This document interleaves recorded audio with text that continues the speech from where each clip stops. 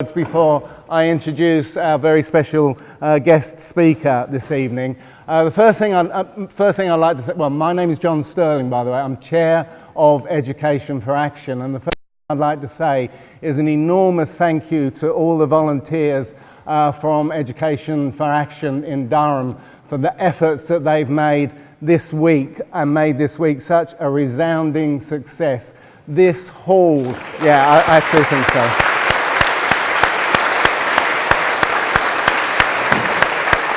All up there. Okay.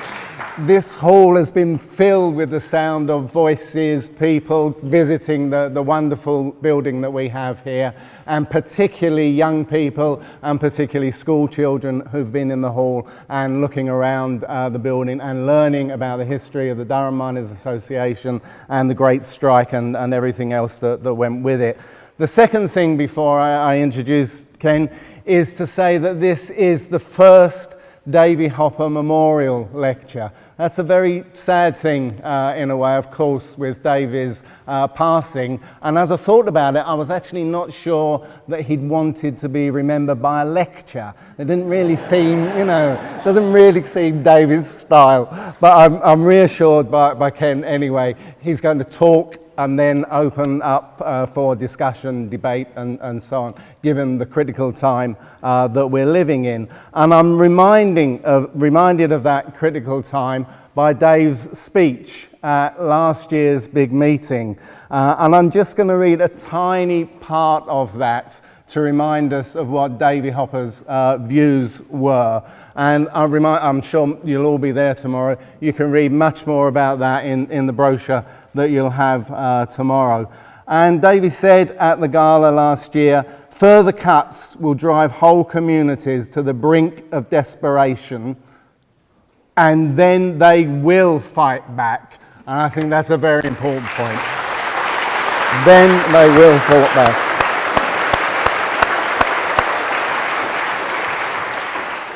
He added, and I think this is important too, we all have aspirations to live in an equal society where there is adequate social housing, schools and healthcare for everyone, and where the sick and disabled are looked after and those who are unemployed are treated with dignity.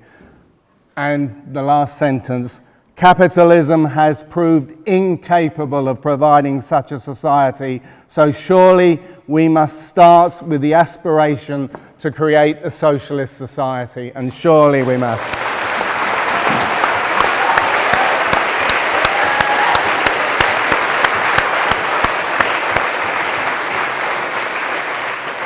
I actually can't think of a better way to introduce Ken Loach than by talking about a socialist society. Ken Loach has been part of building that society for probably more years than I should say.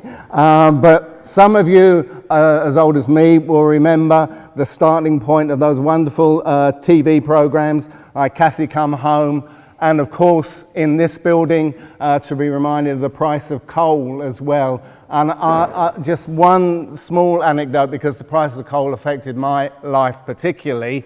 My wife and I were watching the series, and my wife was pregnant at the time, and she said after episode 1, I'm not having the baby until I've seen episode 2. And she didn't. And my son is regularly late, so I think that's continued. But a wonderful TV series, and of course a series of films like Cares, Land and Freedom. I'm not going to go through that long list, Land of Freedom, Bread and Roses, and most recently I, Daniel Blake. But what always comes to me from Ken's films is the dignity with which he treats working class people, because working class people have that dignity, and Ken shows that in his films, and I think that's marvellous. And I also think when I see Ken's films, I also go away, despite the despair, despite the problems, despite the people fighting against the system, I always go away with a feeling of hope, and a feeling of hope for that socialist society. So it's with great pride and great pleasure that I introduce Ken Loach. Thanks so much. Thank you.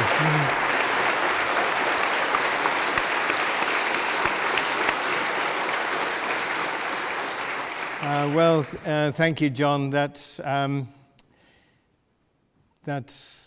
great words. I'm not sure I can live up to them, but I'll do my best. And thank you for asking me to come to this wonderful building. I first came here, I think it was 73 or 74, when we were doing a series called Days of Hope for the BBC. I think I met Davy Hopper then. And I certainly met him during the strike, of course. What a sad, sad moment it is that Davy was not here to see this extraordinary resurgence of Labour in the last month or so, and how he would have gloried and enthused with the rest of us over what could happen. What could happen. Davy left Labour under Blair when Blair was in his pomp. Many of us did. I did too. And have come back. The film that you're very kindly going to watch, The Spirit of 45, probably was the high point of Labour until this point. Until now. And of course, Labour in 45 achieved great things. It, of course, achieved the National Health Service. It achieved public ownership of the utilities, of some of the major industries, of transport. And there were two, it seemed to us, there were two critical flaws.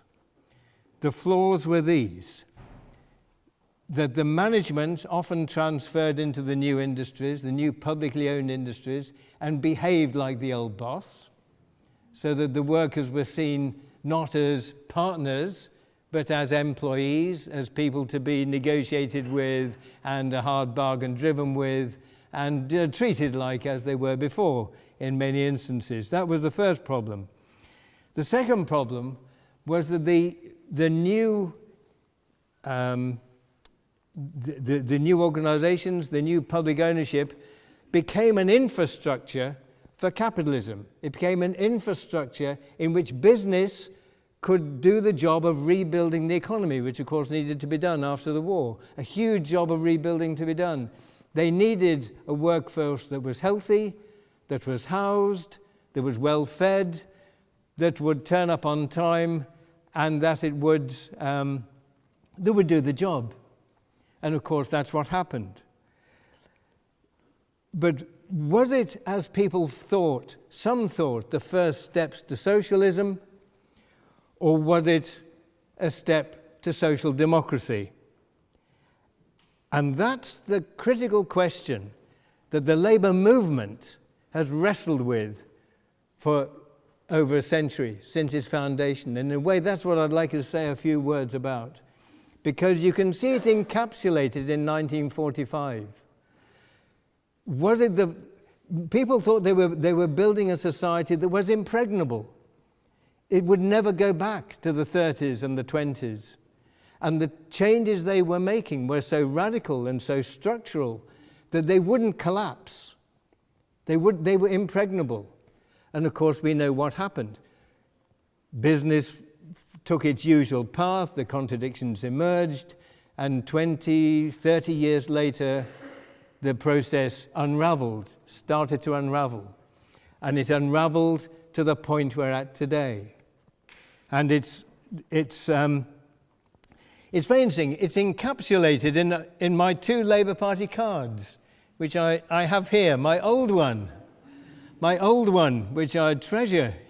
It says, to secure for the workers by hand or by brain the full fruits of their industry, most equitable distribution thereof that may be possible upon the basis of the common ownership, means of production, distribution and exchange, workers' control, common ownership. What do we have today? It arrived 2 or 3 weeks ago, so it's very new. You can see it's very new. It's red. The Labour Party is a democratic socialist party. Now, there's a problem of punctuation here. If they put a comma after the democratic, it might be more acceptable.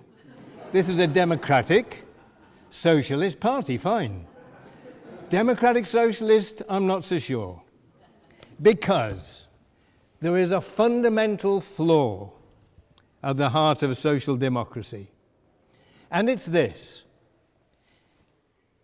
For social democracy to work, for us to get good wages, good health service, schools, respect when we're in trouble, out of work, whatever, everyone with a life of dignity, the boss has to make a profit.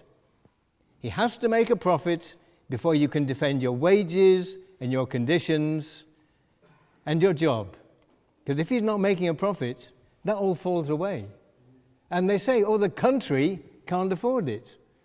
Well, for the country, read the boss.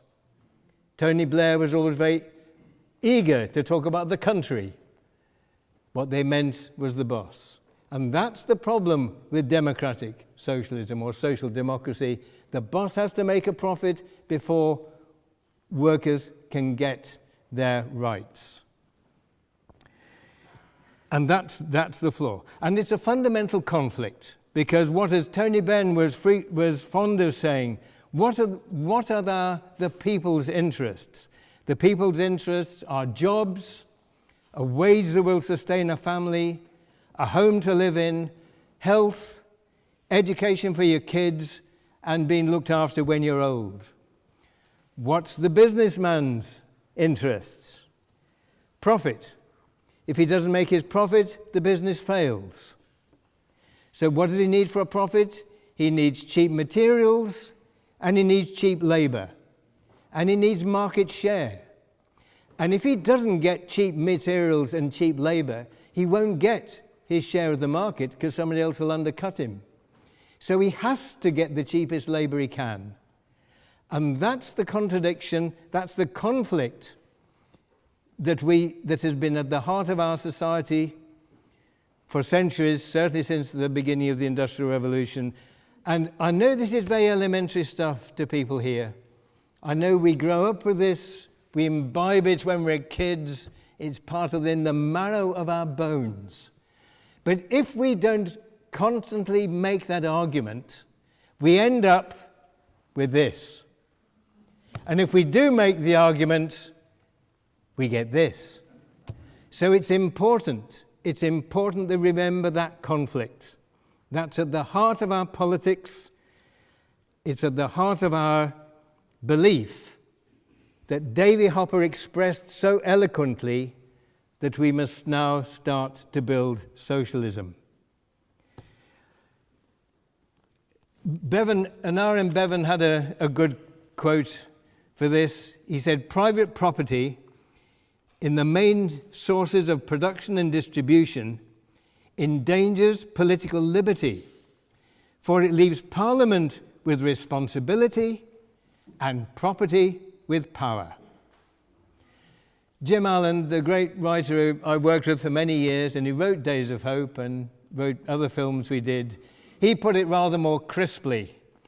He wrote a line once, he said, "Social democrats always betray." And they do so because they are caught in that contradiction. What is social democracy in action? Well, I'm sure we could exchange many stories on this, but let's just go back to a few years ago, which will be very familiar with everyone here, I know, the great miners' strike, and think what the Social Democrat leadership in the Labour Party did. They turned their backs, as did many union leaders. The rank and file were fierce in their loyalty and in their strength. The Labour leadership, not so. Why? Because they didn't want strong unions when they went into power, if they ever went into power, which they didn't. But if they'd been in power, they would have had to deal with the unions the same way Ramsay MacDonald dealt with the unions, the same way other Labour leaders dealt with the unions. It wasn't a joint advance for our common interest. It was dealing with the unions on behalf of the employers. And that's where social democratic leadership leads us. It led Tony Blair not to repeal the anti-union legislation. It led him to continue the program of privatization.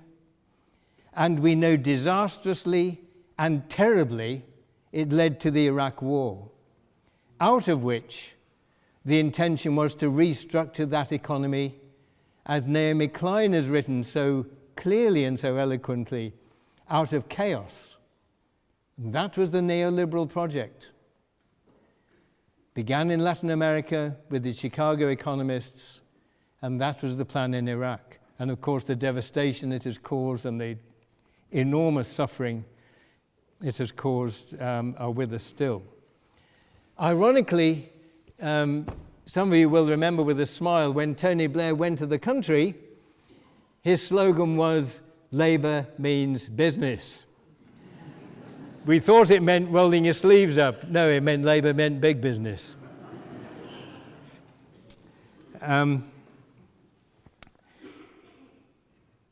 Now, what are the consequences? Well, the consequences we face now are truly horrific for people. The homelessness, the devastation for the people who need social security, the conscious cruelty with which they are dealt with, knowingly starved. This is maybe the first government that has used hunger as a weapon as they watch the food banks become more and more necessary. Over 1 million food bags handed out last year, 500,000 to children. I mean, a terrible, terrible cost that working class people have paid for this political project of neoliberalism. The writer I work with, Paul Laverty, just sent me 2 quotes today, actually, just by coincidence, of people who are working in the gig economy. Here's another consequence of this terrible project to drive down the standards of living of the people.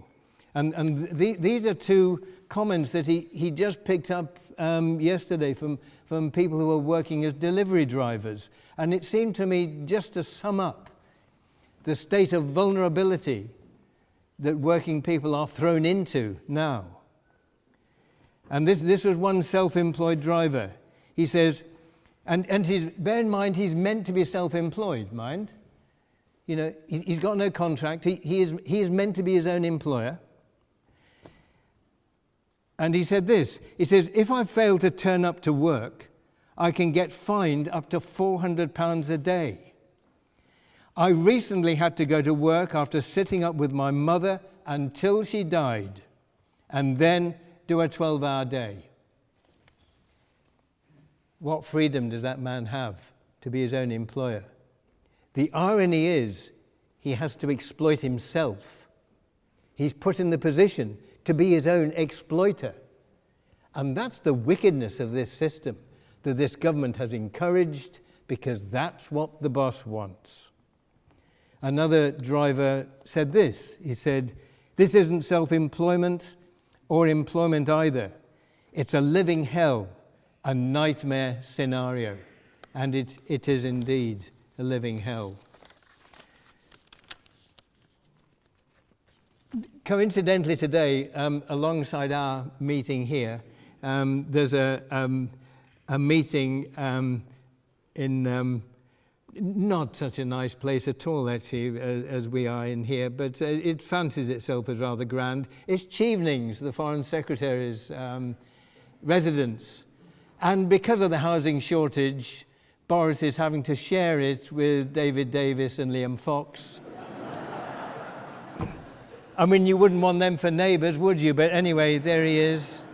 You know, poor Boris, he's got to share this 126-room house with those 2 people. And anyway, it's a meeting because the government has not been suitably open to business over Brexit. This has been the complaint. I don't know if you've been hearing the news, but the business leaders have been up in arms. They say the government is not listening to us. It's not listening to us enough. So we have to have a meeting. So they're all going down there, 20 or 30 of them, all the banks, the multinational CEOs of the multinational companies, they're all there because the government is not sufficiently open to business.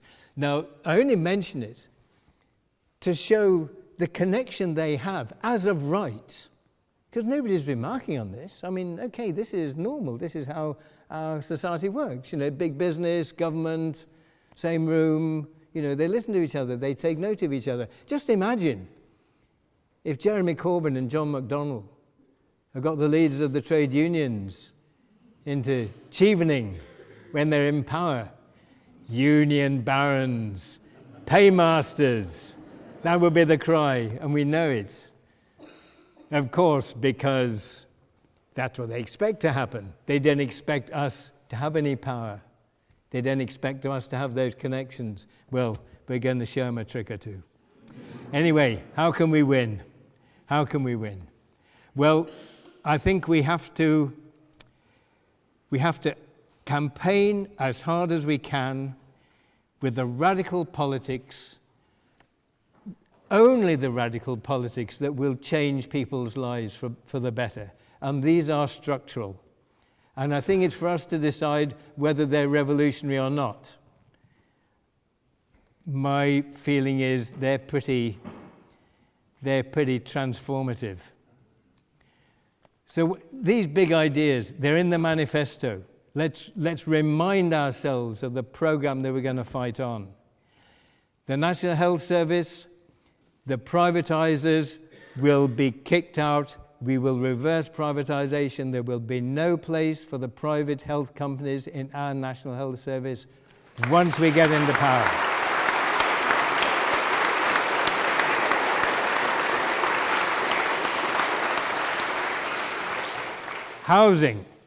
Housing. We will build council houses, and I would like to say we will employ that labour directly because building workers need rights as well.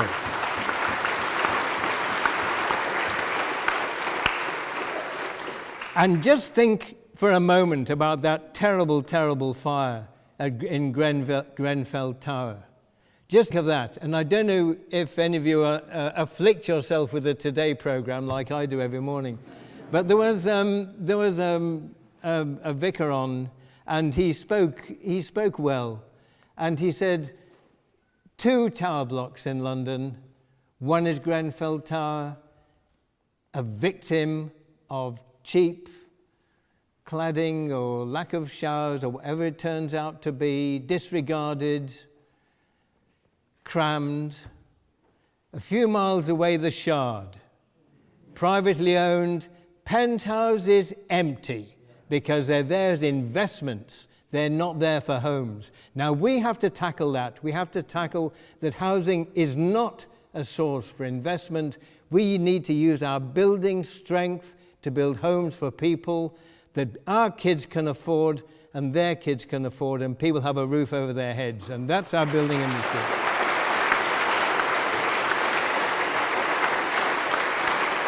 And something else that Jeremy Corbyn has got in his manifesto, and the people who wrote the manifesto along with him, and all those who contributed, and that is public ownership of the utilities. It's a beginning. They're talking about electricity and finding a way to make that commonly owned. But the 45 Labour government did it because utilities are natural monopolies.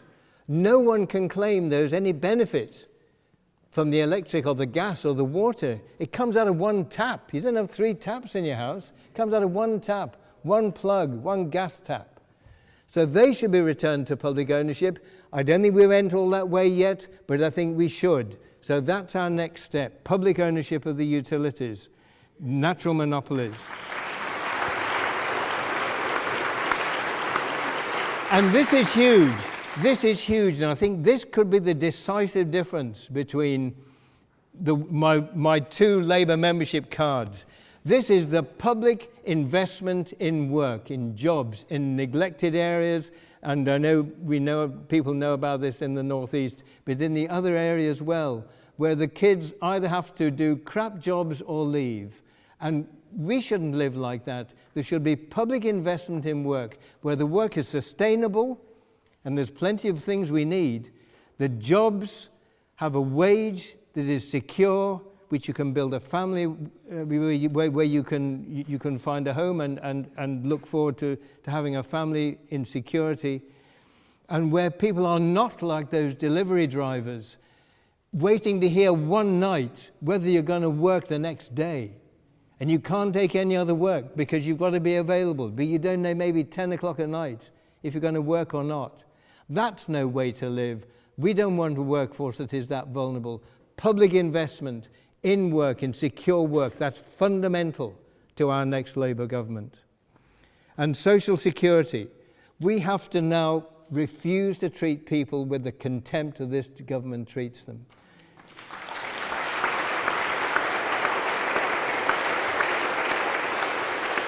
We heard, when we were doing the last film, we heard so many stories, and I know people here will know the stories themselves of people forced to choose between heating or eating. And I heard one story just this week I live in the West Country in England, of a young woman, single mother with 4 children from 12, 6, 5 and 1. She was told she had to go back to work, and the advisor said to her, pay your rent, don't worry about food for the kids, you can get that another way. That was her advice. Now think what we have descended to when mothers, young mothers of 4 children, are told, pay your rent, don't worry about the food. And that was told to me just a few days ago. And one of the worst stories we heard was, and this I think is very indicative, it was a man who had cancer, but he fell in his house, in his home, and he smashed his head against the wall. And his neighbours called an ambulance. And when the ambulance came, he said to them, will I be kept in overnight? And the paramedic said, well, I think, looking at the cut, I think you will be. You're going to need stitches. And he said, I'm not getting in. He said, well, you have to get in. He said, I'm not getting in. I've got an appointment tomorrow. If I'm not there, I will have my money stopped. Now, to live in fear to that extent is a disgrace beyond words to this society and this government. And when we were doing that and we went to the food banks, one of the most touching things, and it happened not far from here, of course, it was in Newcastle. One of the most touching things for me was when the woman showing the people round to fill their bags with foods off the shelves said, let me help you with your shopping. And we can show such generosity and understanding when they're in our neighborhood, and we allow our government to behave with such cruelty on our behalf. And this split, these two faces of our society, and when we elect Labour, that will end. Our government will have the sensitivity and generosity of that woman showed in using that language.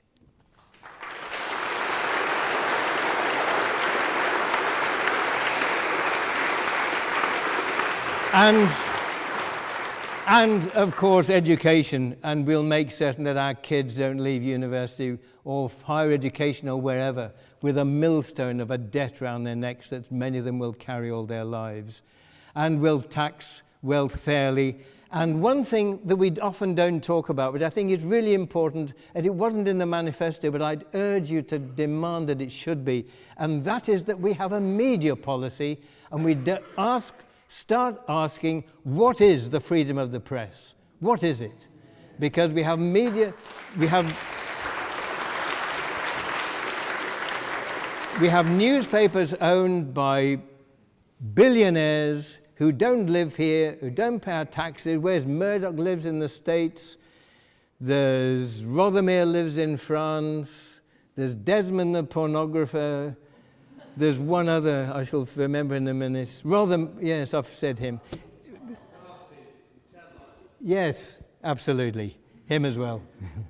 And so I think we need to have a policy on who can own newspapers. And I think the fit and proper test, I think it has to be that why should they not be collectives? Why should there not be collectives of journalists and print workers or whatever the equivalent is now, and community representatives, whoever, just a collective, and then express every view that is available to be expressed, because we've got to have breadth and depth of our views. To be a democracy, we've got to hear everything. We've got to hear every view, whether we agree with it or not.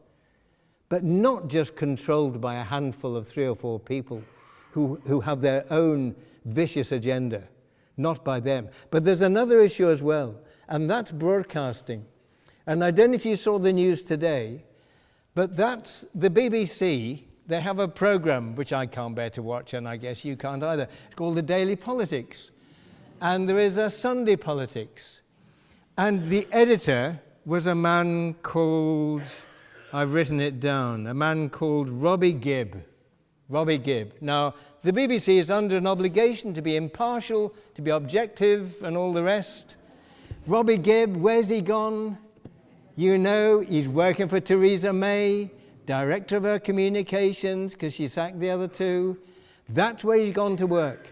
And that was his job. Do you think he suddenly changed his views? Of course he hasn't.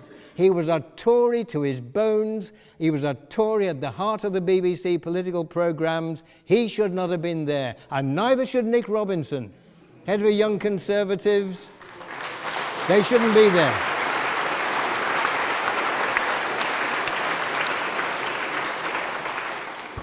The broadcasters are an arm of the state. They're subject to political appointments, and we know, and again people here will know, that when times are critical, the BBC falls into line. It did in the general strike in 1926, when the head of the British Broadcasting Company, as it was then, John Reith, did his bidding from a government office, because Baldwin, the Prime Minister, said, people will believe the BBC if it's thought to be objective. But he took notes. He was sitting in the government office when they were writing the news. We know what happened in the miners' strike in 84, 85. We know what happened. It wasn't the story about people fighting for their livelihoods and their communities. It was a story of picket line violence. That doesn't happen by accident. That's a conscious connection to the interests of the state. And we have to have the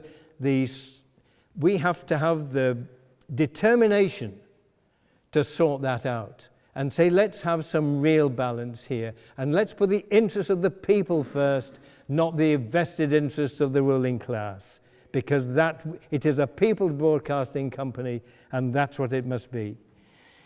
So, a media policy. But one other set of points I want to make, because I've spoken for too long. But I think the closer to power that Jeremy Corbyn and John McDonnell get, the harsher are going to be the attacks.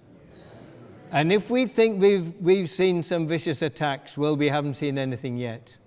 It won't be about, oh, look at him on his allotments, look at him on his bike, doesn't he look comic in that hat? It is going to be much more serious than that.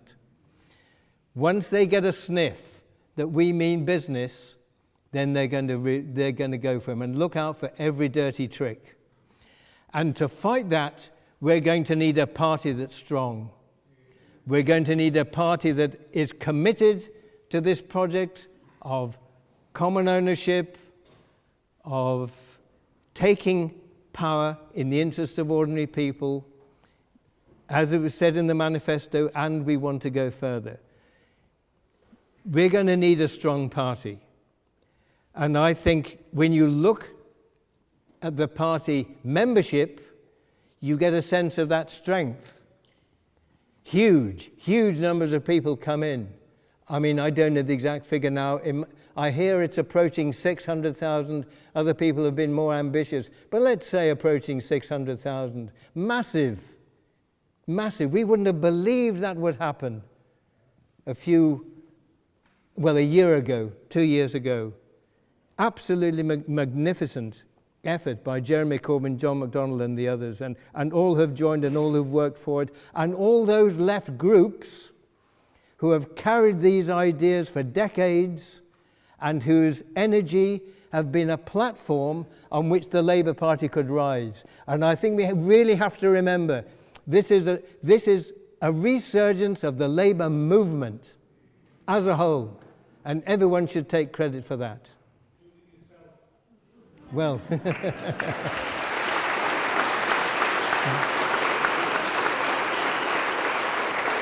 so I think in order to transform the country through Labour, we have to transform the party now.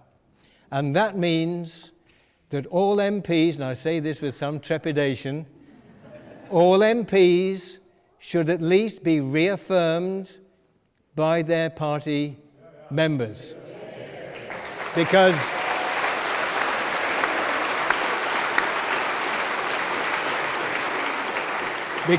being a Labour MP is one of the great privileges that people can have. It's not a job for life. And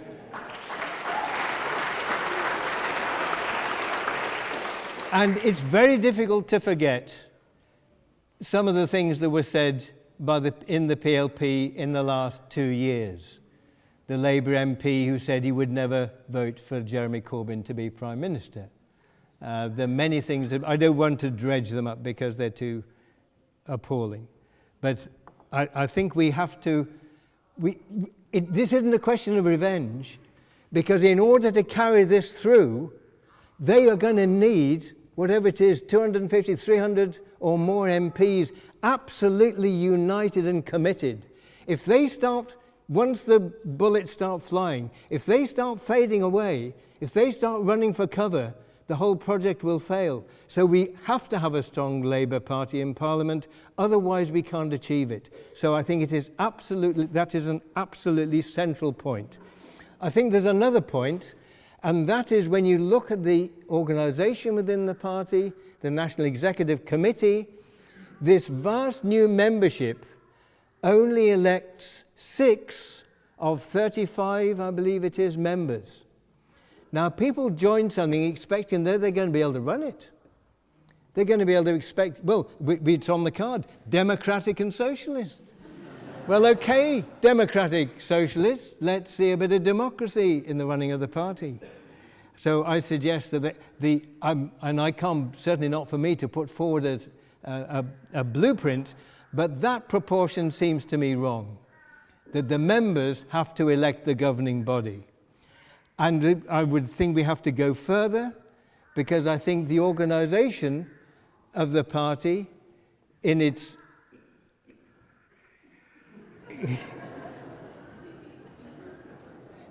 Is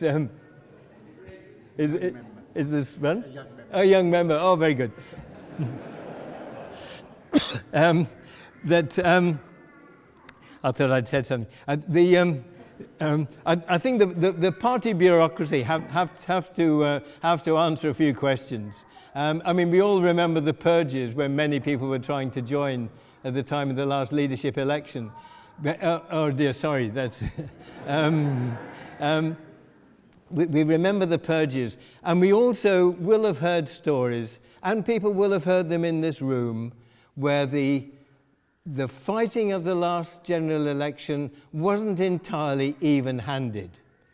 Now that has to be looked into, because if there is a suggestion that some candidates didn't get the backing they needed and could have won if they'd had, because they were on one side of the party rather than the other, that has to be looked at, because we can't allow it to happen again. The stakes are too high. Those delivery drivers, those people in food banks, they can't put up with a bit of bureaucratic shenanigans to favour one side rather than the other. So let's look at the organisation within the party. But look, this is a critical historical moment. It's absolutely critical. Who would have thought that the Labour movement could be so close to power on the basis of this manifesto, on the basis of these ideas? The wisest of the Miliband's set us a hurdle. He said one of the dangerous illusions of the Labour left was that the Labour Party, one of the dangerous illusions for the left was that the Labour Party could be a vehicle for socialism. I'm paraphrasing. Well, we have to prove him wrong. We have to prove him wrong. The ideas are here. The members are here. The strength of the wider movement is here. The strength of the unions is here. Now let's go through and carry it through, because we have once in a lifetime opportunity. Don't let it slip.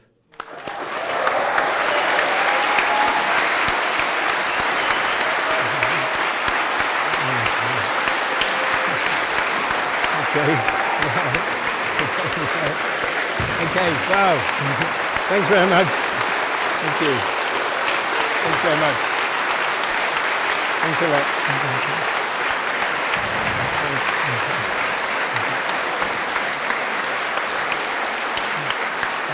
Thanks very much.